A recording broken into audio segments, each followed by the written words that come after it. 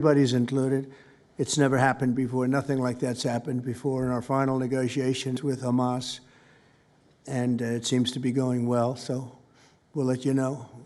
If that's the case, we'll be leaving probably on Sunday, maybe Saturday, maybe a little later than that seems to be our schedule.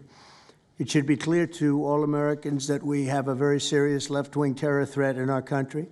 Radicals associated with the domestic terror group ANTIFA that you've heard a lot about lately, and I've heard a lot about them for 10 years. And other far-left extremists have been carrying out a campaign of violence against ICE agents and other officials charged with enforcing federal law. In Chicago, anarchists have surveilled at least 4 local ICE facilities and posted diagrams of the buildings online, meaning nothing but bad, accompanied by photos of specific ICE agents that they're targeting, one in particular who's a top person and a great patriot. In July, approximately a dozen Antifa-aligned militants stormed the ICE facility in Texas and then lured officers out of the building before firing dozens of rounds at police. They were crazy, frankly, shooting one Texas officer in the neck. And in Portland, Oregon, Antifa thugs have repeatedly attacked our officers and laid siege to federal property in an attempt to violently stop the execution of federal law. Everything we're doing is very lawful. What they're doing is not lawful. And what the governor and the mayor of, as an example, you could say of Portland, and you can say certainly of Chicago, it's not lawful what they're doing. They have to be very careful. In addition, 2 weeks ago, a radical left terrorist in Dallas conducted a sniper attack on a local ICE facility, killing 2 people and leaving behind a note that read, "Hopefully this will give ICE agents some real terror." That's bad. This attack came the very same month that Charlie Kirk was assassinated by a far-left extremist who inscribed the words, "Hey, fascist, catch," meaning catch the bullet, onto the bullet shelf itself. The epidemic of left-wing violence and Antifa-inspired terror has been escalating for nearly a decade. At universities, Antifa has organized riotous mobs to attack campus speakers. I see it all the time. And these are agitators, anarchists, and they're paid. And you'll find that out. You'll be finding it out very soon. You should see what we have on these people. These are bad people. These are people that want to destroy our country. We're not going to let it happen. They've used armed gangs to assault local police in cities nationwide, and they've attacked journalists reporting on their crimes. So the journalists that report on their crimes, don't worry, you're very safe. I hope that's not going to turn you around, but they have been very threatening to people, but we're going to be very threatening to them, far more threatening to them than they ever were with us, and that includes the people that fund them. Probably some of the people I know, some of the people I dine with, but if they do, they're in deep trouble. So we're going to be looking very strongly at the people that are funding these operations. When you see the signs, and they're all made out of a beautiful, beautiful paper, beautiful, nice, stiff, very expensive paper, with beautiful wood handles, all the same color. They come from very expensive printing machines. These are not people that write out their signs in a basement that believe in something. These are paid anarchists. At least 3 of these courageous journalists have personally been victims of Antifa attacks. Andy Ngo has been repeatedly beaten by Antifa thugs for his work in Andy is a very serious person, too, I have to tell you. I've been watching him for a long time. Is Andy here? That's what I thought. Hello, Andy. I thought that was you. You're looking better than you do out on those streets, huh? You look much better. It's nice to have you. You feel a little safer here, I think, maybe. Well, not that safe, because you have them. You have to worry about that. But thank you very much. Andy Ngo has been repeatedly beaten by Antifa, and including one assault that left him with a brain hemorrhage. Only days ago, Nick Sortor was assaulted in Portland by a flag-burning mob, and we've made it 1-year penalty for inciting riots. We took the freedom of speech away because that's been through the courts, and the court said you have freedom of speech. But what has happened is when they burn a flag, it agitates and irritates crowds. I've never seen anything like it on both sides, and you end up with riots. So we're going on that basis. We're looking at it from not from the freedom of speech, which I always felt strongly about, but never passed the courts. This is what they do, is they incite. When you burn an American flag, you incite tremendous violence. We have many examples of it, many examples of it, and it's actually down on tape, and you see things happen that just don't happen unless it's the flag that's burning. Very recently, Katie Davis Court was hit in the face with a flagpole in Portland by an Antifa radical, leaving her with a very blackened eye. So, Katie, thank you very much. And I'd like to also say that I watched Nick. Where's Nick? Is Nick here? Right here. Nick? Hi, Nick. That was a rough time you went through. I hope you got my little note. I wrote you a note. Yeah, I really appreciated that. It helped a lot because it was a difficult situation. It was very stressful. And your note helped a lot. I truly appreciate it. I thought it was terrible, actually. I thought it was terrible. So we'll talk about it a little bit. Under the last administration, the Department of Justice targeted faithful Catholics, Christians, and patriotic parents as domestic extremists. They said, oh, they're extreme because they believe in God. They're extreme because they go to Catholic church, or evangelicals, where everybody was under the gun. Unless you were a really bad, sick person, then they left you alone. Under the Trump administration, we're going after Antifa criminals, and all who fund and support their campaigns are in serious trouble. And we have a lot of records already, a lot of surprises, a lot of bad surprises. It's people that you would never think. I want to thank Attorney General Pam Bondi, who, by the way, yesterday was incredible in Congress. It was amazing, and she just did it from the heart and the brain, because she's very smart, in all fairness. But she did it from the heart, and she did it an incredible. Everybody was talking about it. She exposed some of these fake senators, these terrible senators, people like Blumenthal that had a phony war record. For 20 years, he talked about what a hero he was, and it turned out he never went to Vietnam. For 20 years, he talked about being a hero in Vietnam. Then it was exposed when he said what platoon he was with, and it was exposed that somebody was watching from that particular platoon. They said he was never with us. And then he went out and he cried, and he was ready to drop out of the election. And disgraceful. And then he looks at people like Pam and he starts criticizing her, and she's a patriot. They ought to do something with that. You know, we have a young congressman that's right now in jail for lying about where he went to college and other things. It was, you know, frankly not good. It was pretty bad. But it was nothing compared to Blumenthal. I mean, what Blumenthal did. He was for 20 years a hero, a great war hero. And then he sits back and, you know, sanctimonious kind of a guy, looks down, how dare you do this to the American public, you know? What a fake. But I thought Pam was incredible yesterday, as well as Secretary Kristi Noem, who's really out there courageously, and I appreciate it, Kristi, amazing what you're doing. FBI Director Kash Patel, who's really coming up with some great information, Kash. It's great. Keep it coming, because there's plenty of it. Deputy Attorney General, one of the best lawyers you'll ever find, Todd Blanche, who I know personally is a good lawyer because I'm here. Thank you very much, Todd. Good job, Todd. Let me ask Attorney General Bondi to say a few words, and then we'll follow it up with Secretary Noem and Director Patel.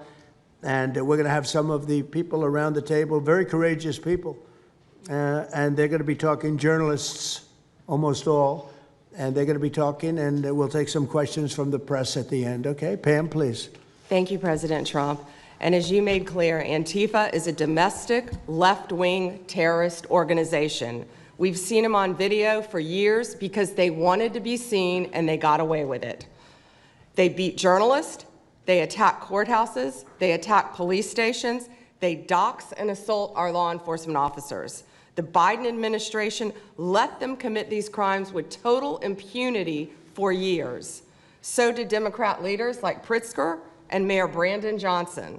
Last week, independent journalist Nick Sorter was arrested just for protecting himself against Antifa. I saw it online and I called Nick. I couldn't believe what happened. He did all this just trying to save our American flag from being burned. He was pushed down and assaulted, yet the local police arrested Nick not the Antifa thugs who did this to him. Antifa feels empowered to operate in the open because weak Democrats have turned a blind eye to their actions. Their hatred for President Trump and for law and order agendas fuels their violence. We've seen more than 1,000% increase in attacks against our ICE agents since January 20th. Secretary Noem is out there fighting for you firsthand to keep our federal officers safe, to keep our federal buildings safe, and we're not going to have it anymore, these thugs. We saw what's happening in Portland and Chicago, and you saw what happened in Dallas. No longer. This is not activism, it's anarchy. We can't and we will not let masked terrorists burn our buildings, attack our law enforcement, and intimidate our communities. Under your leadership, President Trump, we're deploying the full might of the federal law enforcement to crack down on Antifa and other domestic terrorist organizations led by Stephen Miller. And Stephen, thank you for everything you're doing. Last week, I issued a memo ordering our federal law enforcement agents, DEA, FBI, U.S. Marshals, and ATF to protect ICE officers from Antifa and other radical left-wing violence. Director Patel has been going nonstop. He and Deputy Attorney General Blanche were in Chicago yesterday. While Secretary Noem was in Portland, we are around this country fighting against this domestic terrorism. We had Apple and Google take down the ICE block apps. Hope they continue to comply with that. It's threatening the safety of our federal law enforcement officers. We're not going to stop at just arresting the violent criminals we can see in the streets. Fighting crime is more than just getting the bad guy off the streets. It's breaking down the organization brick by brick. Just like we did with cartels, we're going to take the same approach, President Trump, with Antifa. Destroy the entire organization from top to bottom. We're going to take them apart. Thanks to your bold leadership and the designation of Antifa as a terrorist organization, which is exactly what they are, Americans will no longer tolerate their unhinged violence. Thank you. Thank you very much, Pam. Christine. Well, thank you, Mr. President, and thank you for hosting today and focusing on Antifa and the terrorists that they are. Let's not make any mistake. These individuals do not just want to threaten our law enforcement officers, threaten our journalists, and the citizens of this country. They want to kill them. Their agenda is to destroy the American people and our way of life, and this president is standing in their way. He is stopping them from bringing their death and their destruction to the individual citizens in this country that just want to raise their kids and their grandkids in peace and in safety. I want to also thank everyone around this table for being so bold and so brave, for standing up and recognizing the threat that Antifa is to our way of life.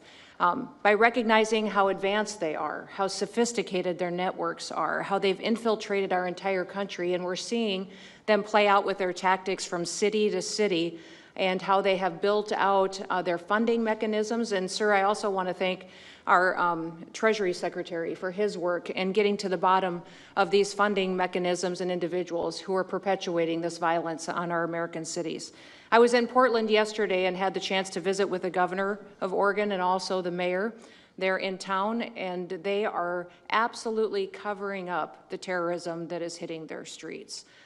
While you talked about some of the stories of our ICE agents, our Border Patrol agents, how they have been attacked, how they have been shot at, injured, the damage that they've done, these leaders in these local cities, along with Pritzker and Johnson, ignore what's going on, or, sir, they're helping Antifa cover it up. We have arrested dozens of individuals that are Antifa members or affiliated with them, and I want to thank our Attorney General for prosecuting them and making sure they never see the light of day again. They have been so bold in making sure we're bringing those individuals to justice. One of the individuals we arrested recently in Portland was the girlfriend of one of the founders of Antifa, and that we are hoping that as we go after her, interview her, and prosecute her, we will get more and more information about the network and how we can root them out and eliminate them from the existence of American society. I want to thank the new journalists here today for telling their stories and for being able and willing to go to the streets and to cover what's happening here in America. Many times the legacy media has looked the other way.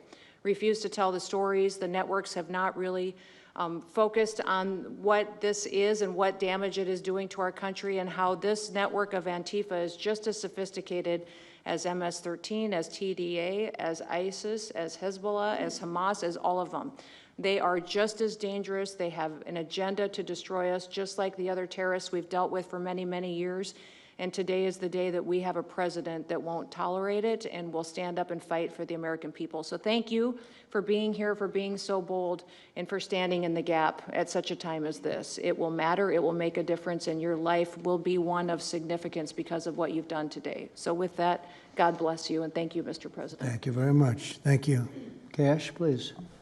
Thank you, Mr. President. Mr. President, the American people gave you a sweeping mandate in your victory in this election cycle, and they demanded safety and security for our citizens. And your administration, with your leadership, has provided us with the resources that we need, which is a whole-of-government approach to go after criminals absolutely everywhere, not just outside of this country, but within this country. And that takes a whole-of-government approach. The interagency seated up here with the Department of Homeland Security, our Attorney General, our Deputy Attorney General, and your White House staffers, including Stephen Miller's leadership, has allowed us to go out there and map out these networks. What we are doing at the FBI is simple. It does not require rocket science. We are following the money.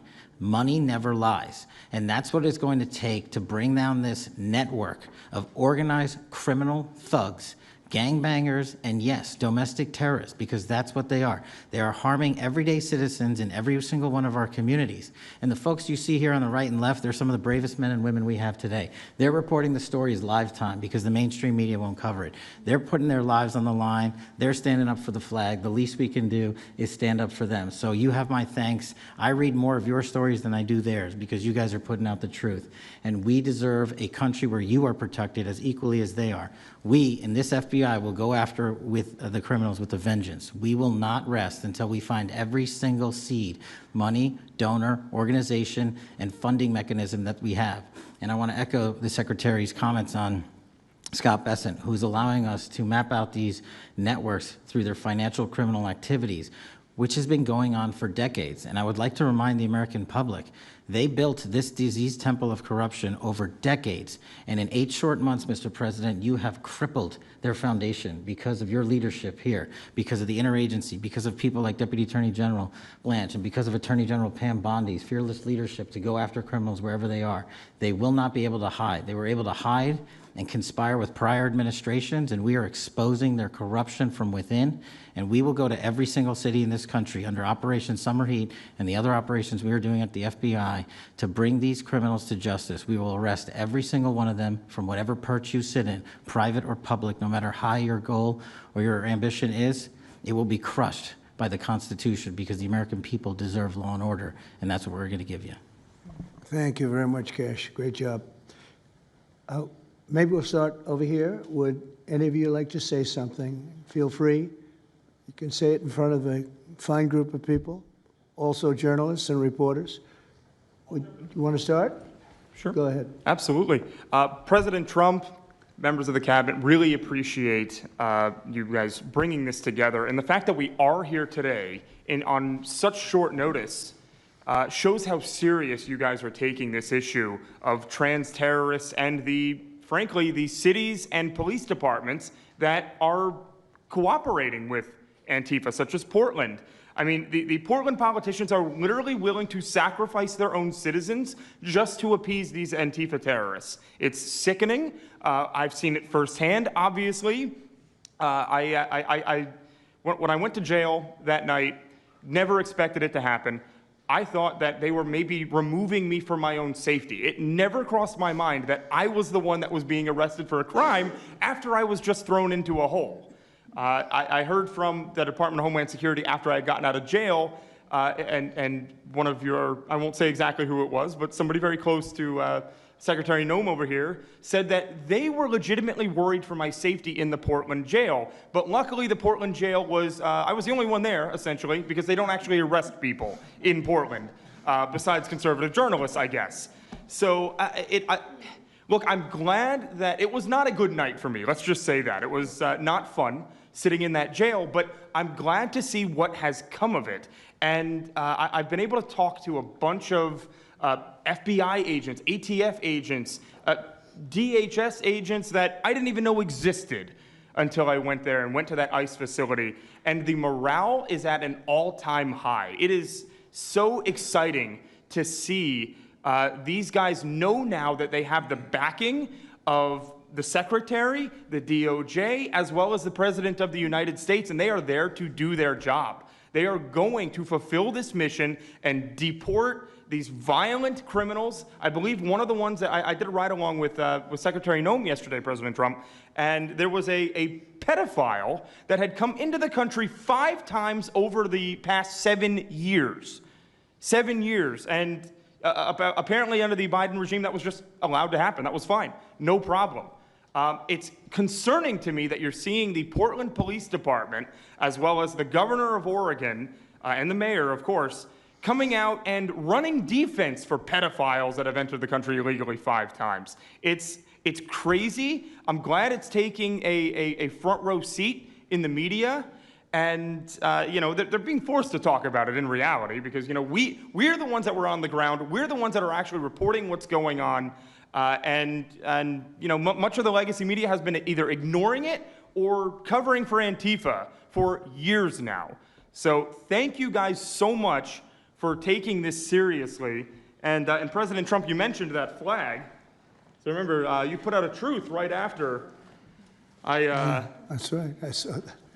took this flag from that man that was burning it in the street. I saw it. Do you know who he is? Oh yeah, I know exactly who it is. So why don't you give it to Pam? Give it to the Attorney General, and let's start prosecutions.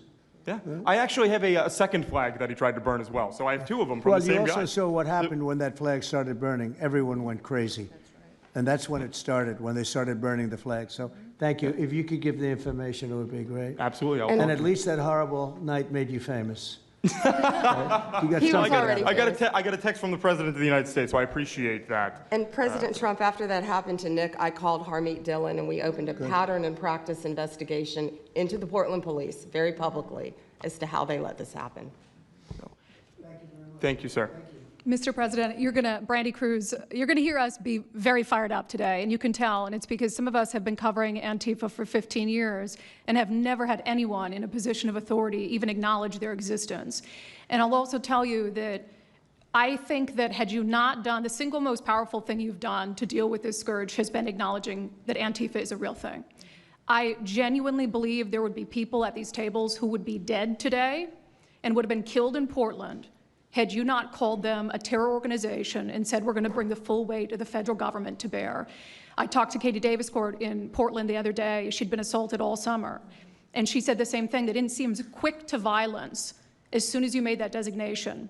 So they're thinking in their heads, they're worried. There's been 24 or so arrested in Portland. They don't want to go to federal prison. There's this video of them, one of them who was in the face of an ICE agent, and then he's in custody shaking.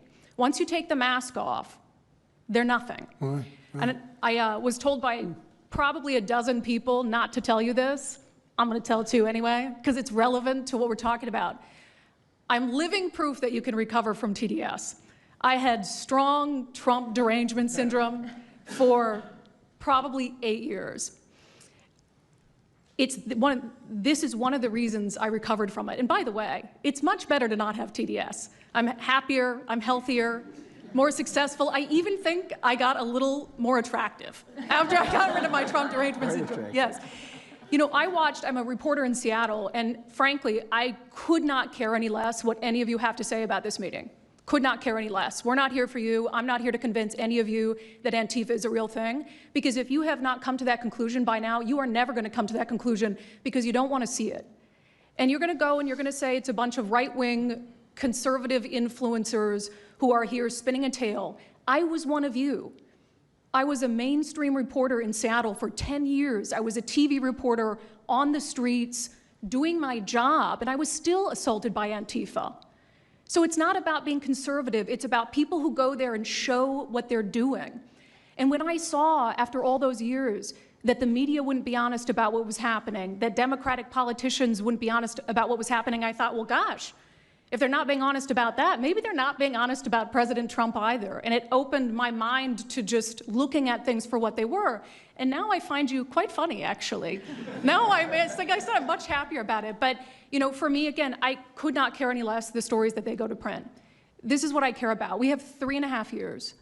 Nothing is guaranteed, although I think if Democrats keep it up, we'll probably have Republican presidents for the next 3 decades.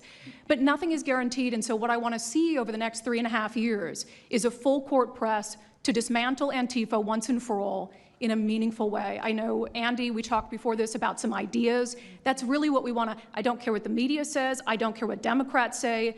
They will never wake up to this fact. So we want the federal government to take as many of these cases as possible, look at the interstate travel between Portland and Seattle when it comes to these people who are committing violent acts, and hopefully in 3.5 years, they will be a shell of their former selves. Very close to done, and it's Antifa and many others, unfortunately. Yes. There are many others, bad ones. Most have been named terrorist organizations. There are a couple that we're going to, but I think we've got it pretty well covered. But there are many others, but very specifically today it's Antifa, and it's really bad, and we're going to get it cleaned up. Andy, do you have something? Thank you very much. I'm glad you no longer have TDS. I feel very good about that. Fully recovered. Thank you. Thank you, Mr. President and members of the Cabinet. I have a lot of gratitude, and a little bit about my background. I'm born in Portland, Oregon, from there, and growing up, it's always been left-wing, very progressive, and I liked it. It had cafes and artists and those who lived a bohemian lifestyle.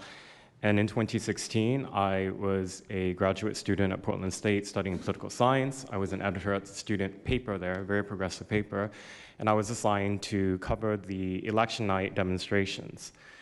Well, the elections night protests turned to riots, 3 days of violent rioting in Portland, and it was the first time that I saw groups dressed in black with their faces covered. This was 4 years before COVID. Some of them were waving the black flag of anarchism, some the red flag of Marxism. And within seconds, they would ravage one street to another, to another, to another.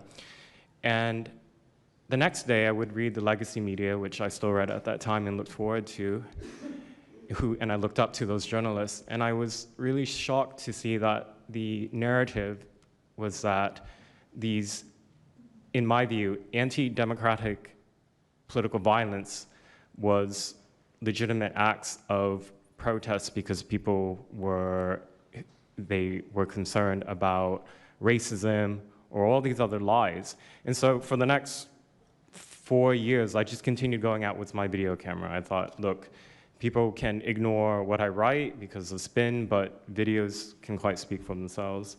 And in 2019, it led to me nearly losing my life. I was covering another Antifa protest turned riot. At that point, had been routine in Portland, and then I was ambushed in a mob beating. And I had never been in a fight. I didn't even realize that I was being assaulted until seconds in. And the punches came from everywhere on my head and my face, and I was bleeding out of my eyes and ears, and then they threw all the drinks in my eyes to humiliate me further and to laugh at me. And I was rushed to the hospital in an ambulance and CT scan, and I had subarachnoid hemorrhage, which is bleeding in the brain. I nearly died. And after surviving that, the reporting that I saw in liberal media it seemed to suggest that I had deserved it, because they branded me far right, and some even went so far as to suggest that I maybe faked my injuries. A BuzzFeed reporter asked for my medical records, which I did provide, but this felt so, it's like because I didn't die in that attack, there was another round of people who wanted to finish me off. But I continued, and then 2020, Portland was really the epicenter of the longest political violence. Those months of riots, I was on the ground, undercover, and there was an assassination there. There was a supporter of Donald Trump named Aaron Danielson who was shot dead by a self-described Antifa member who then fled out of state and died in a shootout with US Marshals. In 2021, I returned undercover, naively thinking that enough time had passed, and was chased through the streets of downtown and beaten, nearly choked out. The person who was trying to choke me out held me so tightly that I had the blood, the vessels in my eyes burst. So one of the symptoms were my eyes were completely red after that, and I was hospitalized. So thank you so much for acknowledging Antifa and for directing your administration to treat them as domestic terrorists. It's going to be really challenging because how they organize is that they are decentralized, autonomous, and they operate on deception. And we're still to this day told that they don't exist, that it's a figment of our imagination. I think the DOJ could look at federal conspiracy charges. The state of California and San Diego County last year broke up an Antifa cell in San Diego. And I think maybe perhaps the State Department should designate Antifa its international arm as a foreign terrorist organization, FTO. So thank you so much for this invitation, Mr. President. Thank you very much, Andy. Great. That's a rough time you had, huh? So the chokeout was almost the end, you felt? Yeah, that was my only near-death experience in my life, and I'm quite shaken when I think about it now. It really feels unbelievable to me that on the streets of America that this type of violence against citizens could become so routine and accepted and cheered on by people. Although, you know, in the immediate aftermath of Mr. Kirk's assassination, we saw again that type of depravity play out on quite large swaths of the left. So there's a deep sickness that's in this country right now, and it pains me a lot to acknowledge it. Yeah, the amazing thing is you look at Portland, and you see fires all over the place. You see fights and, I mean, just violence. It's just so crazy. And then you talk to the governor, and she acts like everything is totally normal. There's nothing wrong. It's almost like, are you waking up from a dream or something? You see it on your network. You see it all over the place. And it's so bad. It's so crazy. It's like the movies you see for the kids, I guess not only the kids, adults also, where you have these bombed out cities and these bombed out people. It's like worse than that. I don't think they could make a movie as bad. And then the governor will get up and say, I don't know why they're coming here. It's such a wonderful place. And the amazing thing is the people want us to be there. The people, when they get the real people that live there, many of them have left, but the real people want us to be there. The same thing in Chicago. So they've had 60, 70 murders over a short period of time, murders, people that got shot. They've had hundreds of people shot, and then a guy like Pritzker, or this low IQ mayor, gets up. I mean, he got up, he's got a 5% approval rating, and the people are all against him. They want people to come. Beautiful black women are wearing a MAGA hat last night on television. Beautiful people. And they said, we don't care who comes, just stop the crime. They don't care, frankly, they don't care if it's National Guard and military. Send in anybody you want, stop the crime. And they're afraid to go out. They can't even go out. And then a guy like Pritzker, think of that, 50, 60, 70 people over a short period of time murdered, actually murdered, mostly gun violence, but knives, but gun violence, they're murdered, and hundreds of people shot. They had one weekend where they had like 18 murdered and 71 shot. But they said, you know what their excuse is? Yeah, but it was a long weekend. In other words, it was a long weekend, so that was okay. And then Pritzker gets up and he says, like, I don't know what they're talking about. We don't have crime here. They're crazy. I think actually they're petrified. You know, their families live there, everything else. I actually think they're scared. Pritzker was a failure in his family. They threw him out of the family business. Guy's a loser. But you know what? They actually, I believe they're scared. They're actually frightened for their lives. Jack, please say a few words. Mr. President, thank you so much for having us here today and holding this roundtable. Antifa is real. Antifa has been around in various iterations for almost 100 years in some instances, going back to the Weimar Republic in Germany. And it's now been just under 1 month since we saw a far leftist murder Charlie Kirk, and we saw thousands upon thousands of people, other far leftists and people in positions of authority, people like nurses and pilots and doctors and HR departments, celebrating the death and the murder of Charlie Kirk. This sickness that's out there is absolutely real. And Mr. President, thank you for mentioning the fact that one of the bullet casings read, "Hey fascist, catch" on it. One of the other bullet casings right next to that had Bella Ciao written on it. Now, Bella Ciao is a song that is known in Antifa circles as the international anthem of Antifa. And all of us around this room that have studied Antifa, we're very familiar with these symbols. And Mr. President, I think the situation is getting worse. When you look at people like Luigi Maggioni, in his 20s, Thomas Matthew Crooks, of course, who took a shot at you, sir, the ICE shooter in Dallas, and now this Tyler Robinson, we're starting to see a pattern of more and more murderous violence. And this same violence is not just random. It is targeted assassinations, which are getting worse. And every single one of us in this room that goes out there, and obviously you as well, sir, and all the staff, we are now under that threat every single day. And working there at Turning Point USA, and I've spent just about the last month out there in Phoenix with Erica, with the family, with the team. And I will tell you this, Mr. President, even though going through something like that, which is an absolute nightmare, and people say, you know, what was it like to speak in front of all those people? It was horrible. Every second of it was horrible. But we're not going to quit. And Turning Point USA is continuing the tour that Charlie was on. We had 6,000 people when we went back to Utah. We had 5,000 people last night in Montana, if you can believe that. We are continuing to organize on campus. We are getting more and more people coming out in the face of this threat, knowing what happened to Charlie. But Mr. President, we need to do something about this, because I fear that the next one who could be killed could be sitting at this table right now. And we're not going to stop, but they need to stop, and they will not stop until they are stopped. Thank you. Thank you, Jack. I appreciate it very much. One thing I have to say is that Washington, D.C. was almost as bad. I don't know what could be worse than Portland. You don't even have stores anymore. They don't even put glass up. They put plywood on their windows, but most of the retailers have left. But Washington, D.C. was so bad, and Pam, I'd say it took 12 days to really make it pretty good, and a month to make it great. And now people are going out to dinner. The restaurants are booming. They don't have enough seats. They're opening up new restaurants because many of them closed. And people are walking down the street totally safe. A reporter, I'm not sure if she's there. I can't see somebody reported there. She is. She was violently assaulted.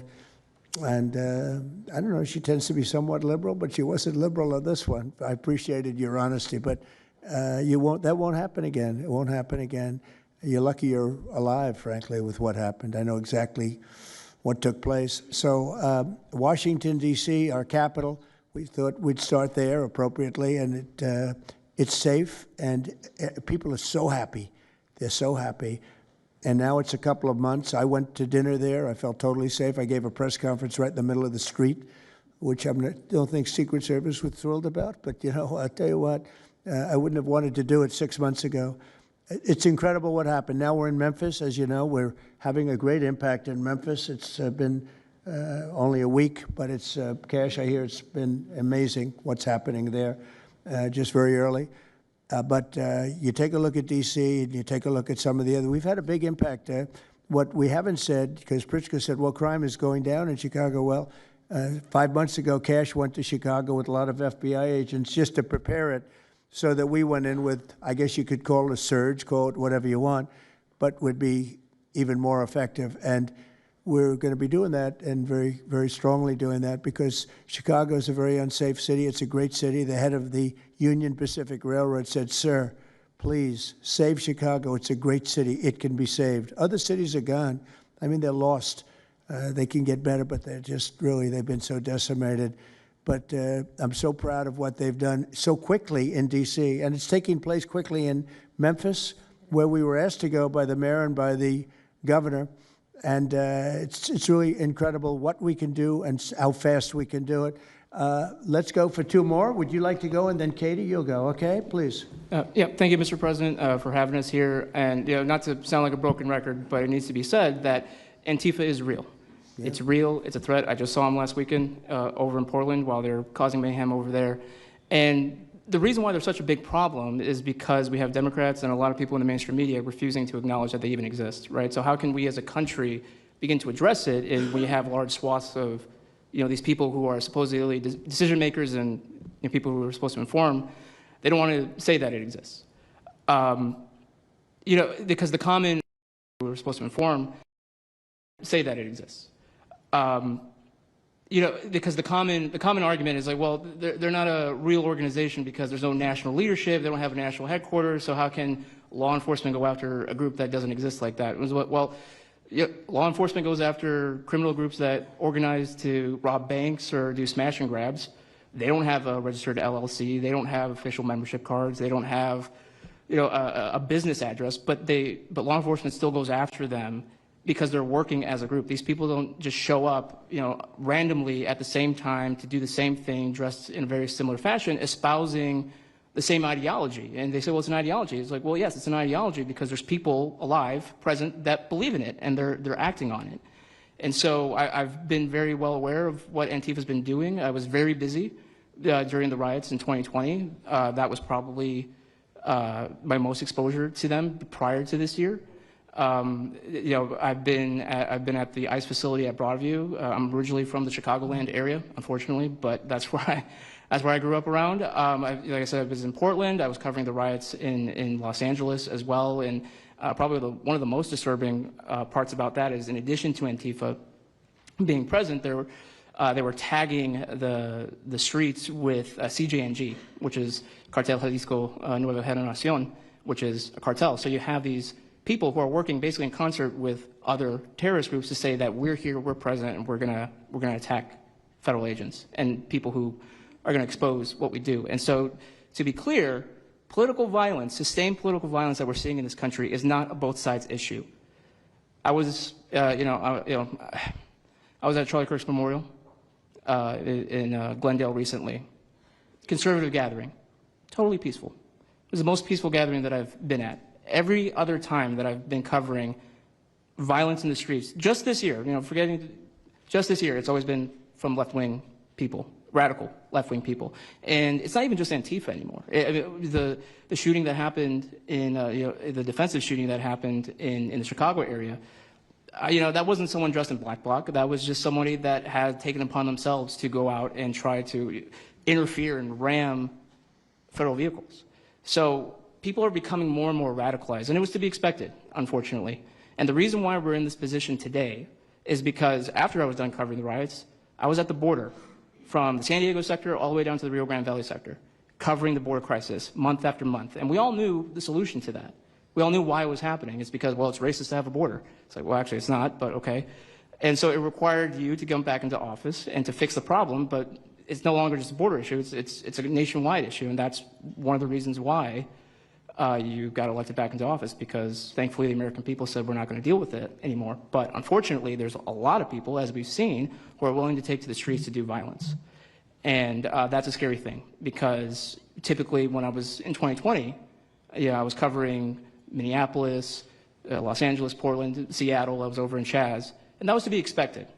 But now, because the issue of immigration, illegal immigration, is so widespread, riots can happen anywhere. Attacks can happen anywhere. So that's why it was weird kind of going back to my home state to cover this violence. I mean, just after the Dallas shooting, they were chanting outside Broadview, shoot ICE, shoot those, efforts, shoot those efforts. So I'll just leave that. Thank you so much again for having this. This is very dangerous. We don't work for companies that have billions of dollars. We're running and gunning often on our own.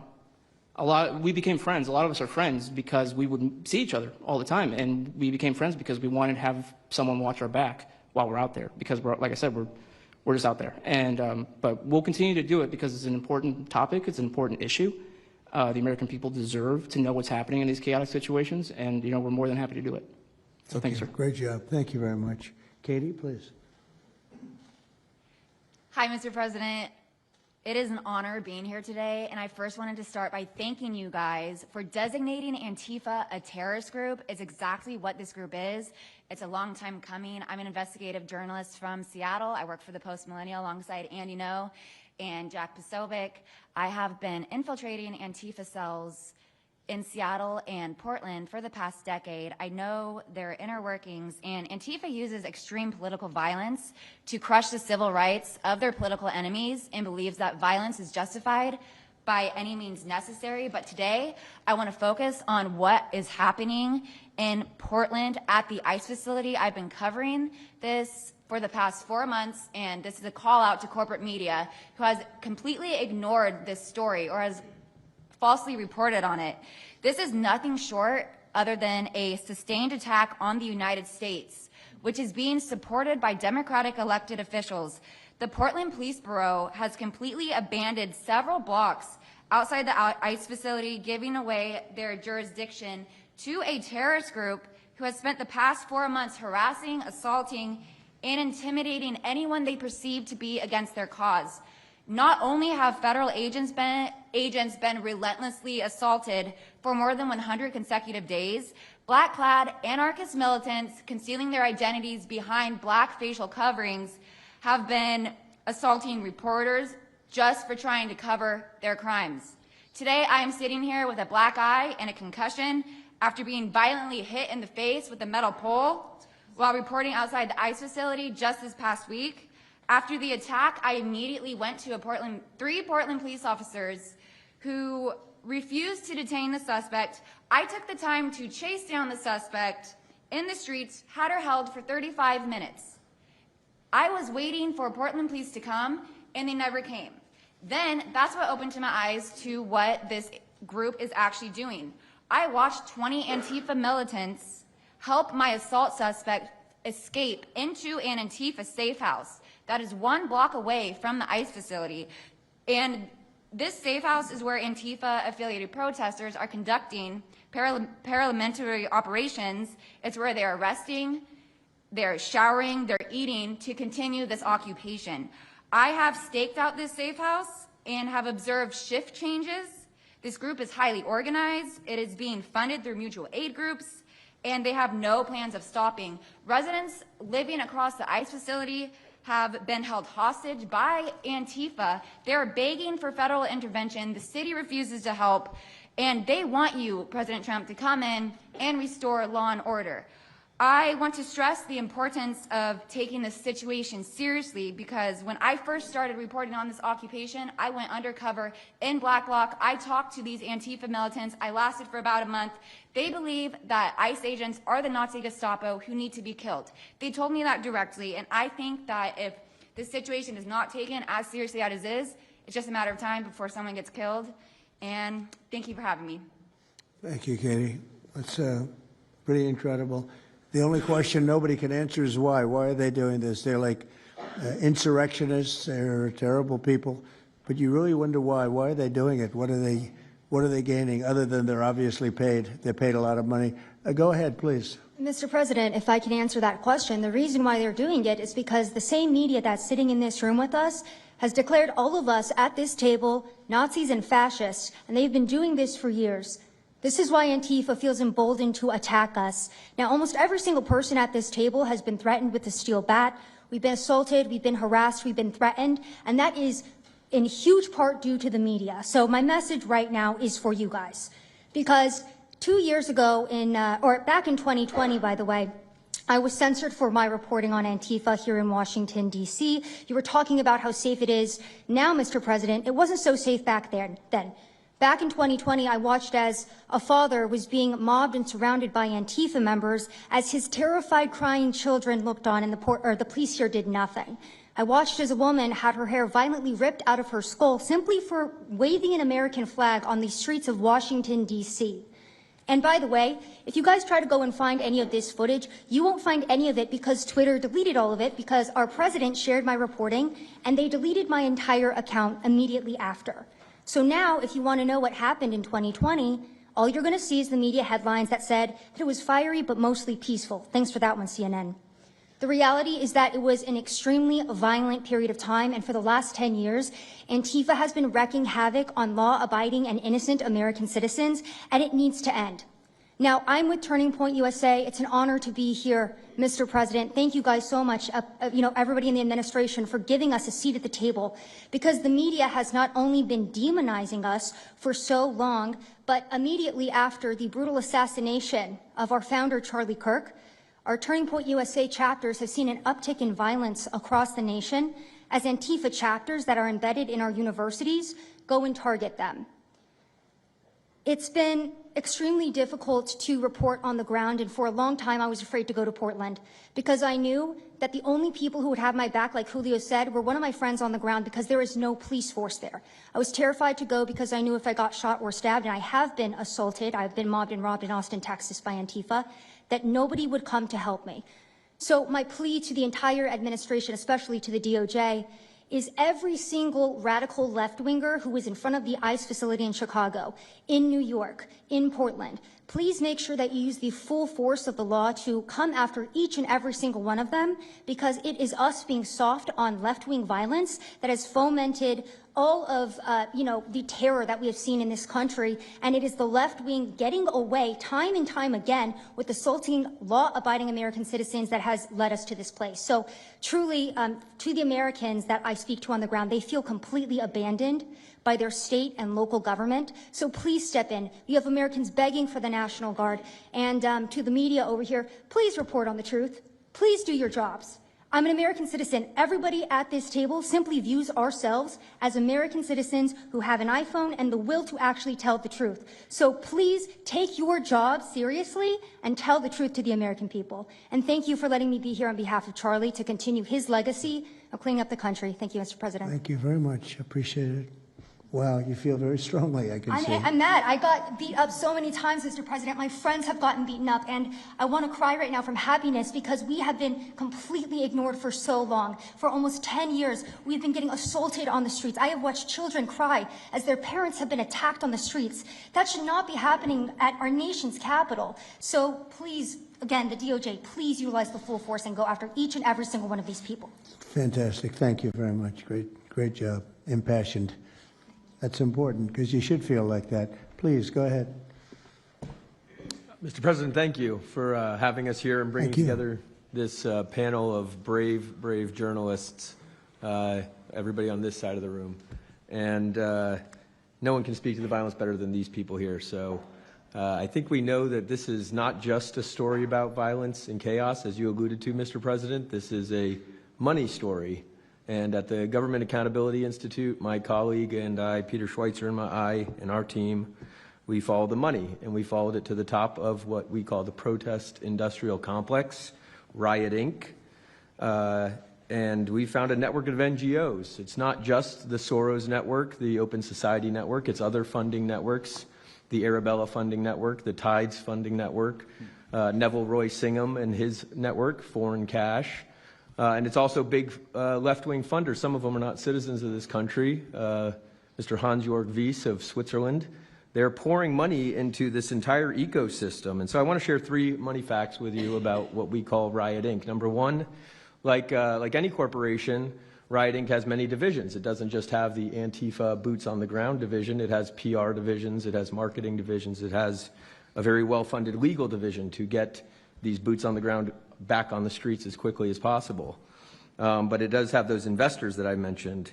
Number 2, we have identified dozens of radical organizations, not just the decentralized Antifa organizations, but dozens of radical organizations that have received more than $100 million from the Riot Inc. investors. These would be the lawyer groups. These would be the groups that advocate for calling good, honest Americans fascists, et cetera. And then 3, I think the most shocking thing is that we have found that more than $100 million in U.S. taxpayer funding has flowed into these funding networks, including at least $4 million to these very groups themselves, not just Antifa types, but there was an event in Atlanta called Stop Cop City. Over 60 rioters were charged with domestic terrorism. These groups received money for that from both the billionaire class as well as taxpayer money. So one other thing, this money helps fund the decentralized crowdfunding platforms. These are ways that Antifa, the John Brown Gun Club of Elm Fork, which had links to that attack on the ICE facility, the Socialist Rifle Association, and just because they don't have LLCs or EIN numbers doesn't mean they can't get paid. Some of these funding platforms, crowdfunding platforms, are funded by this network that we call rioting. So again, I want to thank you for your leadership, for the whole cabinet's leadership on this. We're going to keep following the money and appreciate everything you're doing, sir. Do you know the name of any of the funders? Do you know the names? Because if you do, I'd like you to give them to Cash or Pam. Absolutely. Or Christy. Yeah, we'll do that. As soon as you can. That's all of you. Because you probably know the names after a certain period of time. You tend to find out. But these are people that do not have good intention for the country, and that's treasonous probably. So if you could, very important, if you could do that, that would be great. Nobody would know better than you. You'll figure it out. Thank you. Please go ahead. Yeah, my name's Nick Shirley. I'm 23 years old. I'm a 100% independent YouTube journalist. And over the past year or so, I've been able to go to 15 countries. I've hung out with people in the gangs of Brazil, in the favelas, in the prisons of Secot. But yet the most dangerous places I have been here in the United States, unfortunately. And I've had the opportunity to show people about the protest Antifa here in the United States, and there's nothing organic about what they are doing here in the United States. I've watched people be bussed in from states. I've watched the same lady at a protest in Atlanta be bused to a protest in DC and then in New York City. There's nothing that is honest about what they are doing. And they have signs. I've seen the same signs here in DC and in London as well. It's a big organization and corporation that they're running. And people may wonder, like, what's the threat to us as Americans if we go? Well, you'll be labeled as a fascist, you'll be labeled as a Nazi, and they'll wish death upon you because they wish death upon me.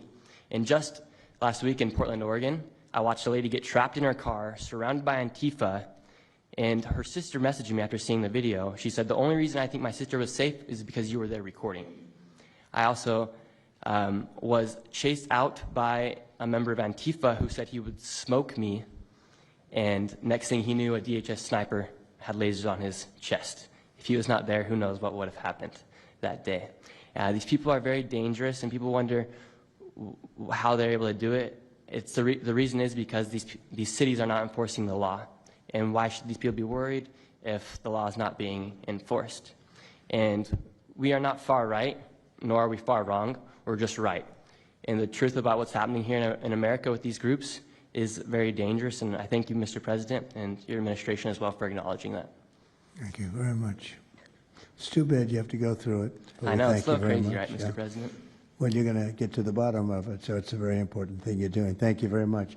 Please, Cam. Yeah, I've just got something very short. I'm attacked every time I do my job. When I leave my house to go to work, I am violently assaulted. I've had guns pulled on me. I've been bear sprayed. I've been beaten down. I've been almost killed. So my question for all of you is, how would you feel if every time you showed up to work, masked militants tried to kill you? Because that's how we feel. That's our lived reality. And you guys go and tell us that we're liars, the riots aren't that bad, right? I've never seen any of you guys on the ground. In fact, I've never seen anybody representing the companies you work for on the ground. You guys come to us for interviews that never get published. Stop saying we're lying. We're not. We risk our lives every day to do the job that you guys are too afraid to do. What network would you say is the worst, if I could ask? Oh, man, yeah, that's a real tight spot. Honestly, it's a simple question. Well, there's a lot of people in this pool, and I would say I'm not talking about Fox. I'm not talking about Newsmax or any outlet that resembles them, so I'll let you guys put the pieces together on who I'm exactly talking about. Who would you say, which network would you say? MSNBC, for sure. Oh, they're terrible. I agree. They're CNN, probably close, yeah. Yeah, I'd rate it that way, yeah.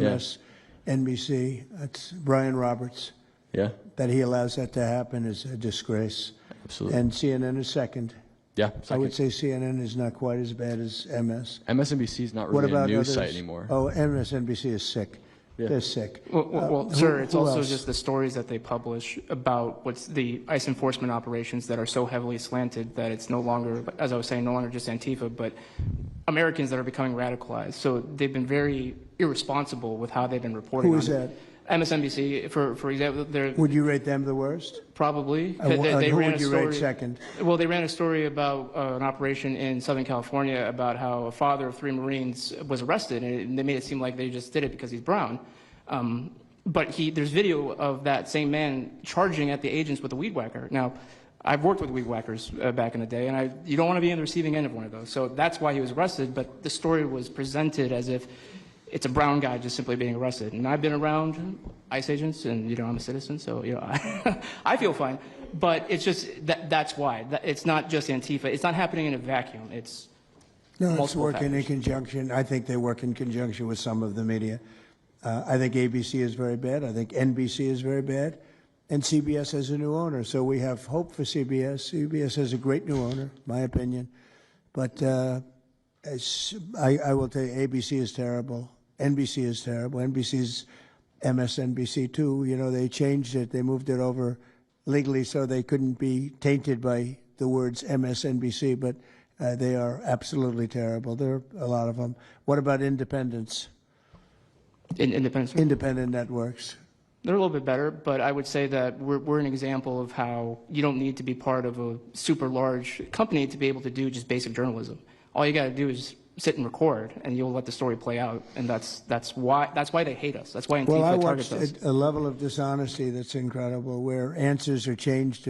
Like just before the election, an answer was changed by Kamala. She gave a horrible, death-defying, election-defying answer. And they took the answer out and they replaced it with another answer that she gave 5 minutes later, having to do with a different subject, but at least it wasn't election-defying. No, the level of dishonesty with the media is incredible, whether it's on Antifa or many of the other groups. You're talking about Antifa, and I know that's close to your heart because that's the one that's most affecting you. But there are others that are as bad or almost as bad as Antifa, having to do with different people, different sections of the world, but it's terrible. We're not going to let it go on in this country. We're not going to let it go on. And a big problem is not all of them, but some of the networks out there. And you do wonder why. You really do. Okay, please. Go ahead. Yeah. Mr. President, thank you again. Thank you. My name is Jonathan Cho. I am an investigative reporter for Frontlines Turning Point USA. I'm also a senior fellow at Discovery Institute in Seattle. And I cover far-left extremism as well as the homeless drug crisis in America. And I find it oftentimes those worlds intersect. And hot off the presses, what I wanted to bring to your attention today is a report from a Capital Research Center here in D.C. in conjunction with Discovery Institute. They just put out this study right now. And what it shows is that Antifa is heavily embedded in the homeless and housing nonprofit sector. In many cases, the homeless industrial complex is running cover for Antifa. Antifa is benefiting from American tax dollars, and they're essentially being used as the muscle. Let me give you an example. There's a group called Stop the Sweeps in many U.S. cities right now. They get in front of encampment sweeps. What they're doing quietly is they're bringing in Antifa militants to manufacture a crisis to make the police look bad.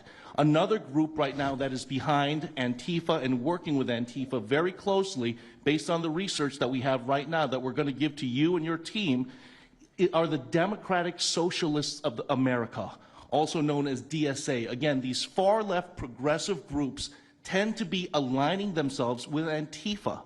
So finally, in closing, what I wanted to thank you again, Mr. President, is that a few months ago, earlier this year, you put out an executive order on homelessness and the drug addiction crisis in America, and that's sent the entire homeless industrial complex on the run. You have absolutely moved the needle and changed the game. But what's also come out, again, is that there is a connection, a deeply embedded connection with the homeless housing nonprofit game in America, connected to Antifa and the far-left activists. And finally, I just wanted to say that all of our resources at Turning Point USA and Discovery Institute are at your disposal, and we will continue, again, to carry on the legacy of Charlie Kirk. He would have wanted us to pursue and chase the story. Well, he was a good friend of mine, as you know, and he helped us get elected. Us, it really is us. It's even some of them, but not too many of them, not enough of them. And did you notice when we mentioned CNN and MSDNC, the cameras went off. 2 of the cameras immediately went off, but they're not going to cover it anyway. The problem we have is that this is a very important meeting, but you'll see very little press about it. These are major statements being made by major people. and including the people right here, and you're not going to see too much about it. They don't like to cover this kind of thing. So it's very dishonest what's going on there. I think the press is a big factor. Please, go ahead. Thank you, James. Mr. President, thank you so much for having us all here to bring attention to this matter. You know, you did mention MSDNC, CNN, a handful of those other outlets that have been lying about, I mean, various things, but especially what ICE, the brave men and women over at ICE have been doing. I was talking to Antifa members in Portland the other day, and, you know, a lot of these people genuinely believe, they buy these lies, and they genuinely believe that they're fighting against literal Nazis and not brave men and women that are, putting their lives on the line to basically, enforce basic immigration law, right?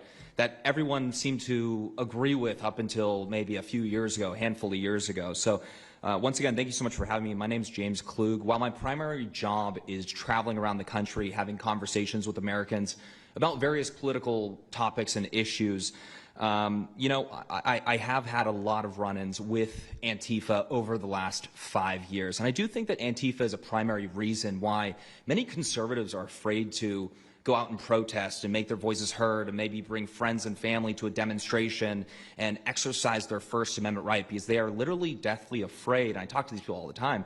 They're afraid of militants showing up in black bloc and hurting them and their families.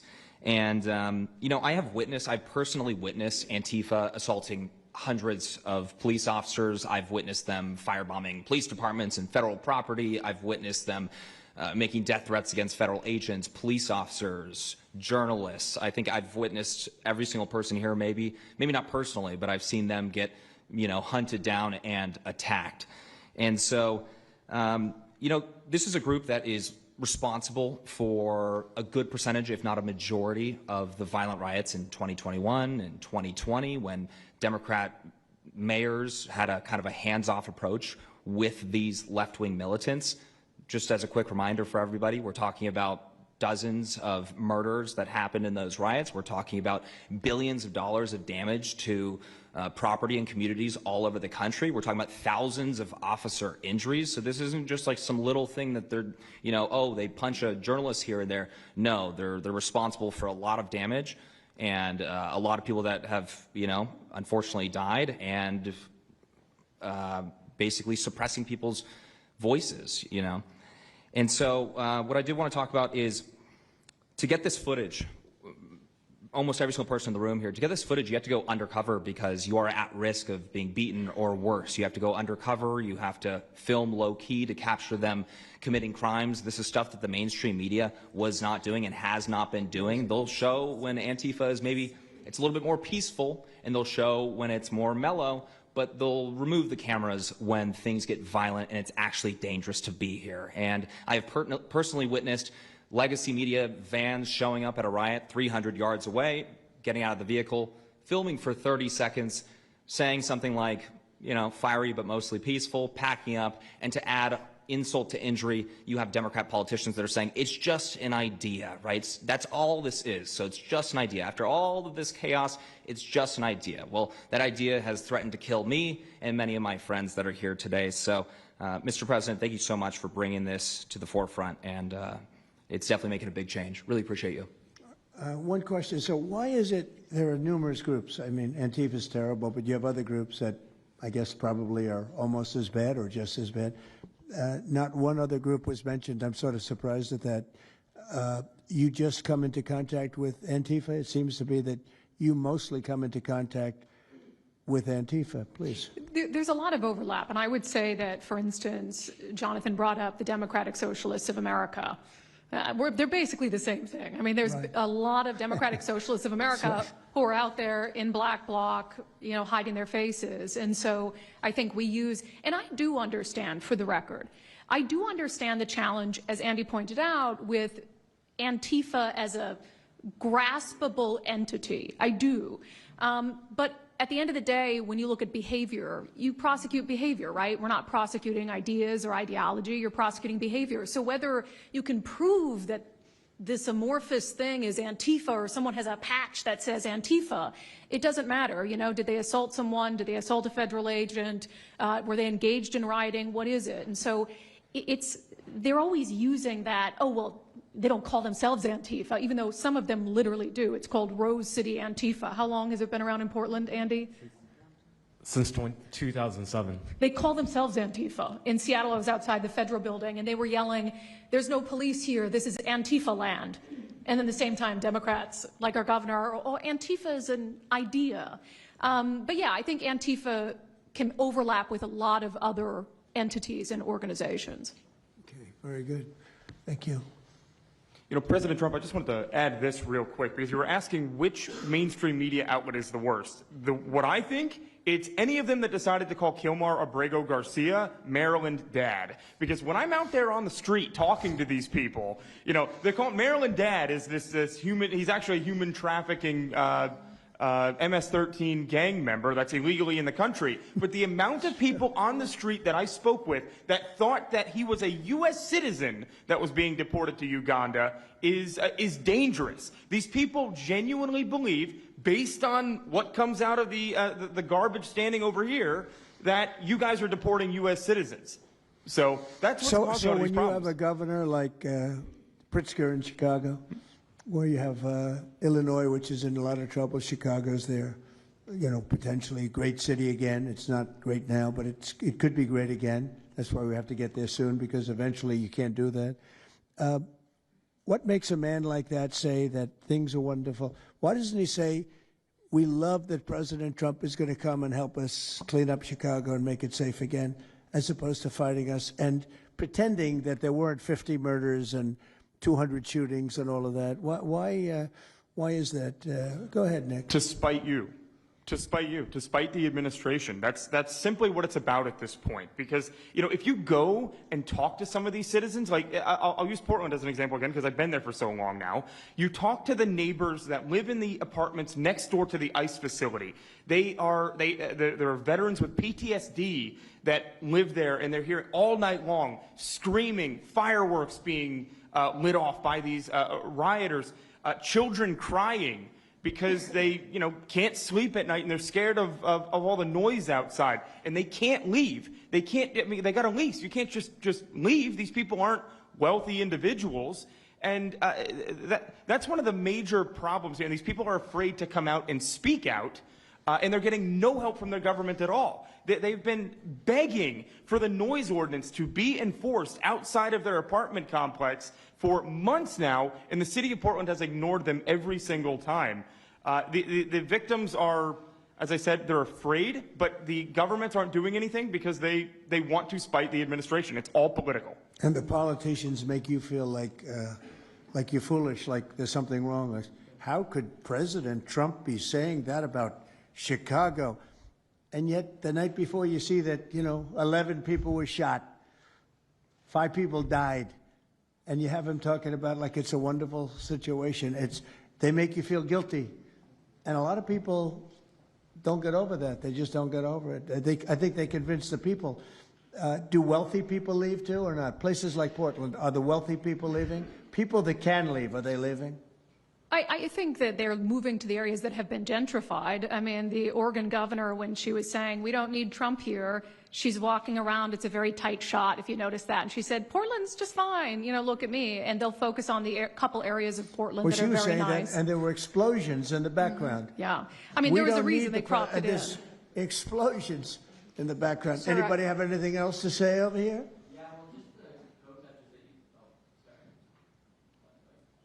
And then we'll get, should we be taking questions, or is it just a waste of time? Because they're going to ask questions, but, well, there's Brian, he's good. But you know what?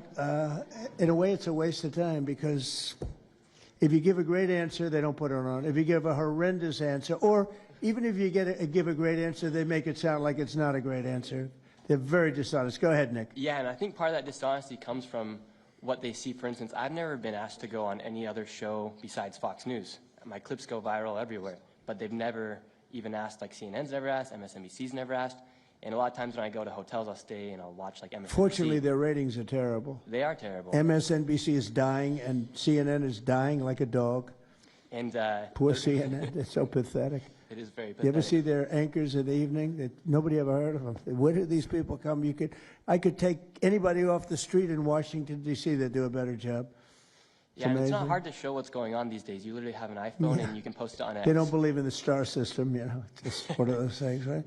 Okay, Nick, you finished, Nick? Yeah, Are thank you you very finished, much. Nick? Good Can I- job. Thank you very much. Well, you've been through hell, I tell you that, but you're really incredible patriots, incredible people. Go ahead, please, Brian. Brian, go ahead. I'm so thankful for each and every one of you here right now, and I'm very grateful that my network, Real American Voice, has partnered up with many of you. Jack is so big, you have a show on a network. Many of you, Savannah, have appeared on a network as well, so thank you for being here.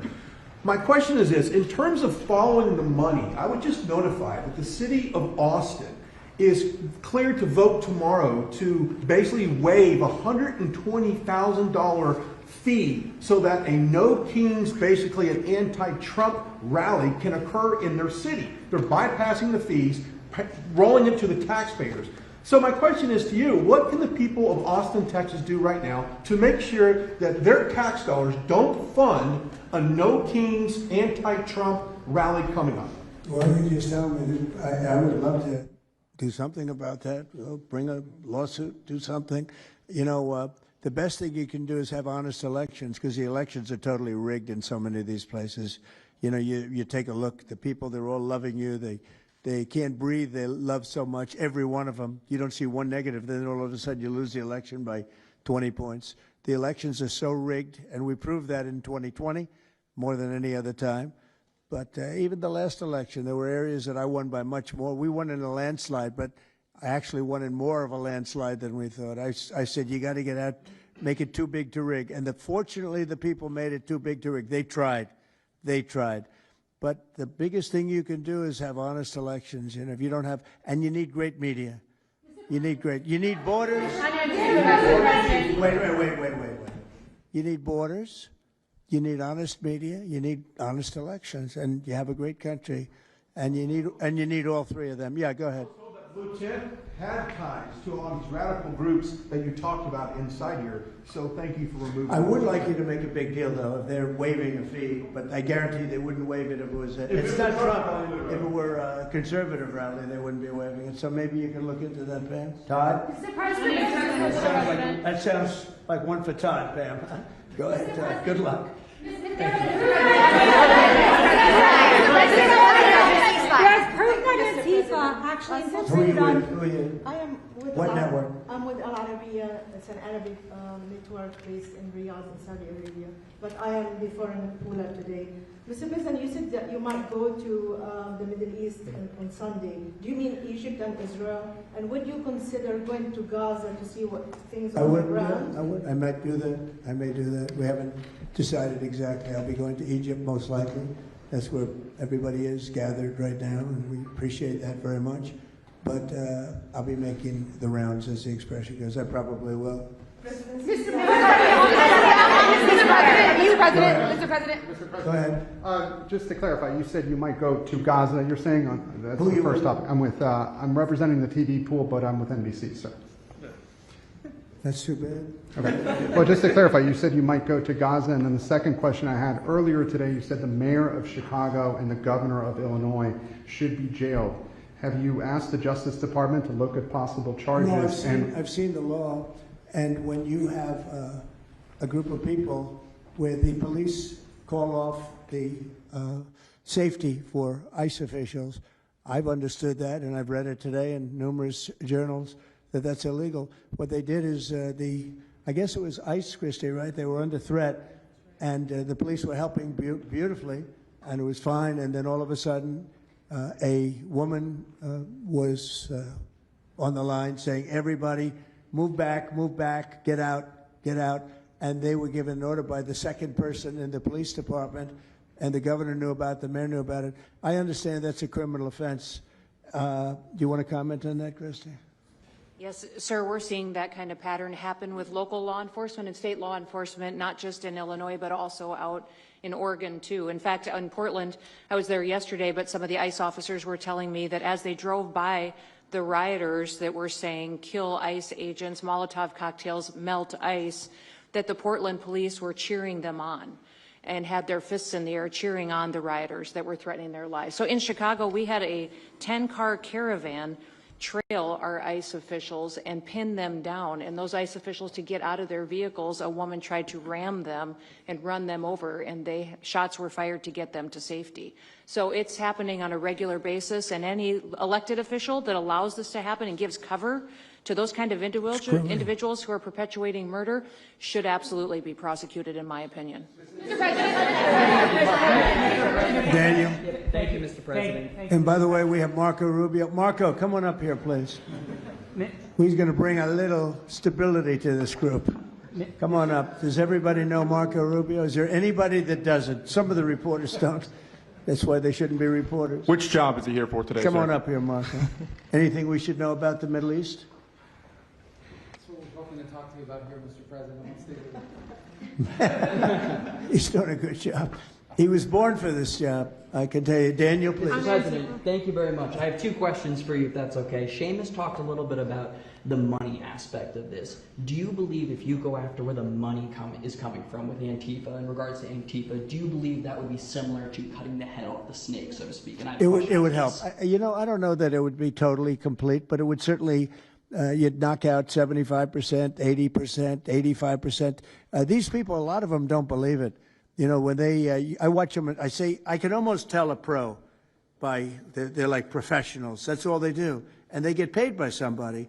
I think it would knock out a lot of it. Yeah, not all of it maybe, but a lot of it. And then a follow-up to that is a lot of the people who we've listened to over the last hour, they've emphasized that Antifa, it's not necessarily this big organized thing. It's a bit ambiguous. It's de-organized. I think that's one of the words that Andy used. What is the challenges of going after a group that makes it intentionally difficult to go after and find? That could be for you, the Attorney General, anyone up there. Well, they're smart people, and they deceive.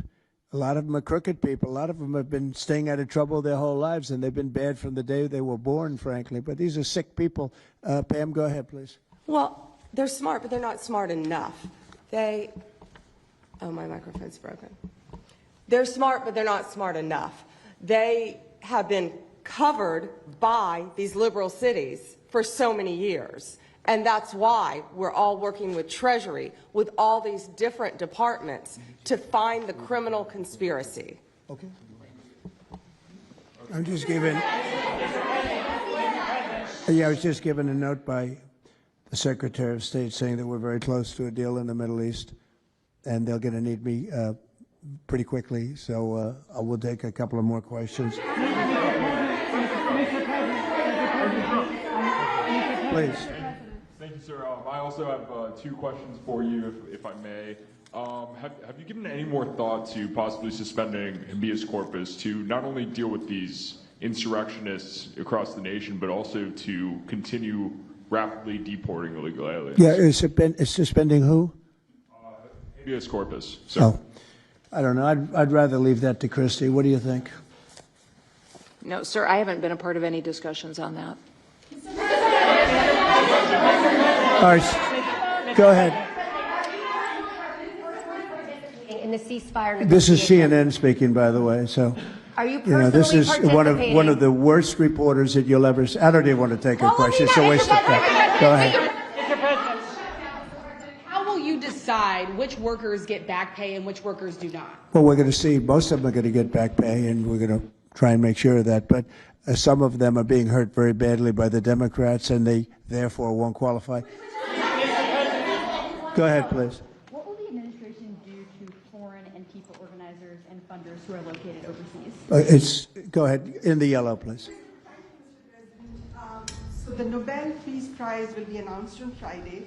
You've been nominated by many world leaders. By many, many countries. That's by right. many countries, as well as the hostage families. Do you think you will win? I have no idea. I mean, look, I did settle. Marco would tell you we settled 7 wars. We're close to settling an 8th. And I think we'll end up settling the Russia situation, which is horrible. 7,000 people died last week, by the way, in Russia, between Russia and Ukraine. I think we'll settle that. So I don't think anybody in history has settled that many, but perhaps they'll find a reason not to give it to me, you know? Perhaps they will.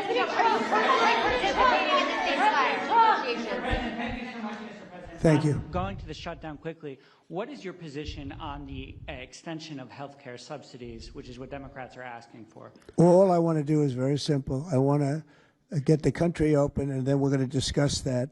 And we'd like to, Obamacare is a horrible mess, and it has been from the beginning.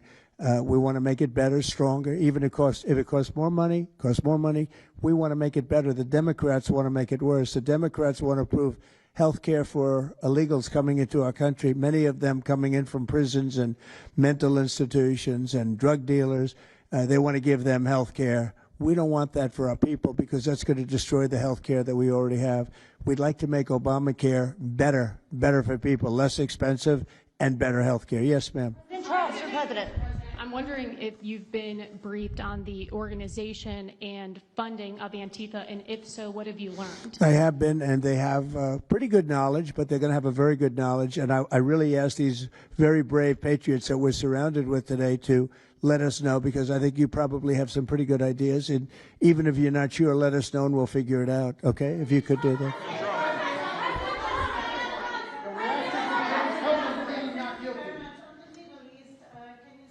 You're from Italy? No, I'm from France. Can you specify how close we are to the deal? Would that be announced today, tomorrow? And do you want to see the hostages released before you travel to the region? No, I think I'll probably go maybe before the hostages are released or shortly thereafter, pretty much shortly thereafter. Yeah, please. Participating in the negotiation. Go ahead. Who are you with? Who are you with? The Center Square. I had the honor of asking you originally if you would designate Antifa a terror organization. And I stand here before you today, and I'm echoing what Andy said over here. Are you going to work with your administration, as the Secretary of State's here, are you going to work with your administration to designate it a foreign terror organization? You mean a terror? Antifa? A foreign terror organization. Well, has that been done? Pretty close, right? Would you like to see it done? Yes, Mr. President. You think it would help? They have foreign links I'd be glad all to across do it. Western I think it's Europe. the kind of thing I'd like to do. If you'd like, does Middle everybody East. agree? If you agree, I agree. Let's get it done, okay? Let's get it done. Marco, we'll take care of it. Mr. President. That's international, you mean? Yes. International. Yes, Mr. President. Sounds good to me. Foreign terror organization. Steve, are you okay with it? Yes, it's true. There are extensive foreign ties, and I think that would be a very valid step to take. Good, I think so too. Yes. Good, I think it's a good point. Thank you. President, are you planning on formally participating in this? On the shutdown, we are now about 1 week away from military service members missing their paychecks. We'll always take care of our military. Would you encourage Congress to pass a standalone bill to pay our service members? Yeah, that probably will happen. We don't have to worry about it yet. That's a long time. You know what 1 week is for me? An eternity. 1 week for me is a long time. We'll take care of it. Our military is always going to be taken care of. Yeah, please. Blue dress. Blue.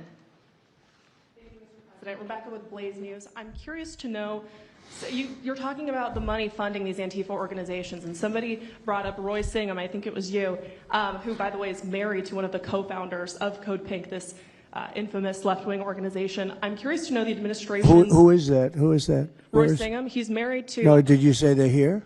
No, he's not. A journalist brought him up, but Oh, I is, see. Okay. Yeah. Okay. Seamus, thank you. Good bring up. Excellent. Go ahead. He's somebody who's been reported on extensively, and I'd love to know what the administration is going to do to actually bring consequences to some of these names. You mentioned. Well, I don't know the name, but I would like to ask Pam to take a look at it. You know, a lot of the best information we find are through you and other people like you. So I'd like you to look at it, Pam.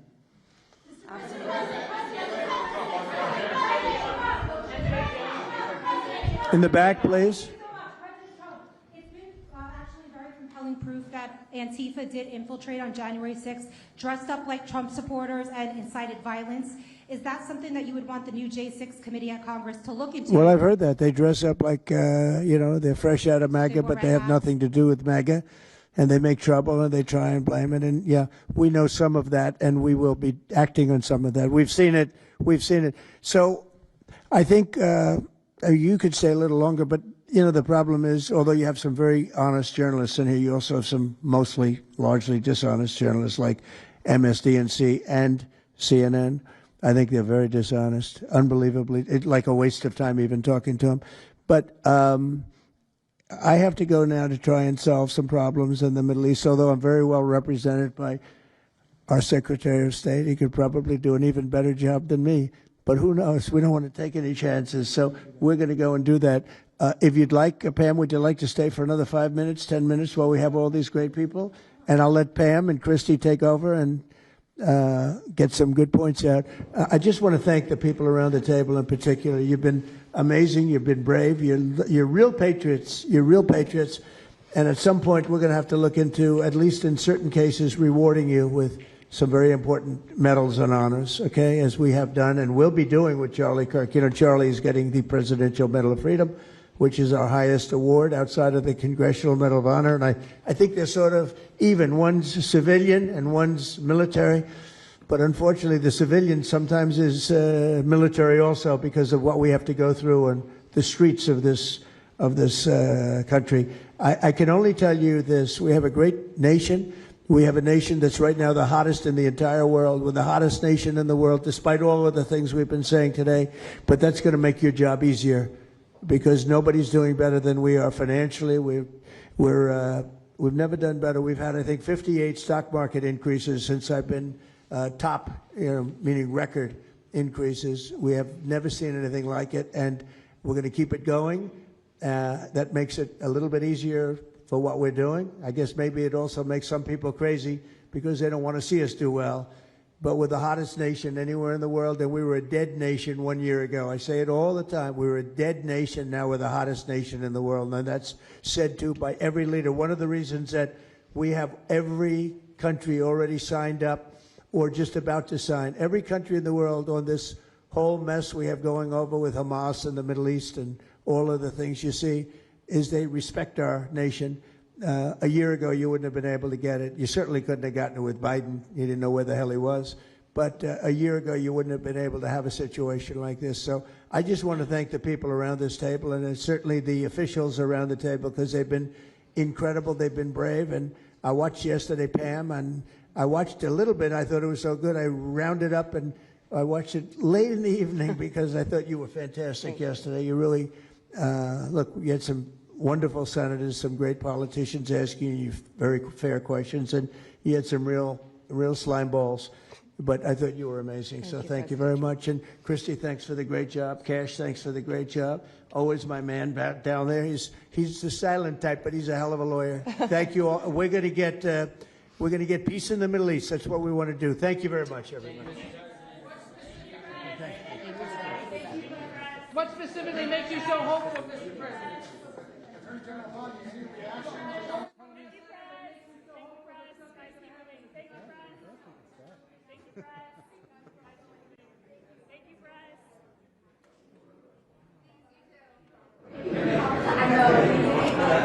What's left to do, Mr. Rubio? Mr. President, what's left to do on Gaza? Thank you, guys. Thank you. Keep it moving.